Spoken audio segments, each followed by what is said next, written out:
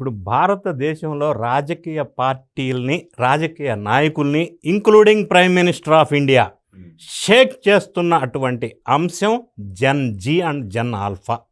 అందులో నుంచే ఉద్భవించినటువంటి రీసెంట్ సంచలనమైన కాక్రోచ్ జనతా పార్టీ.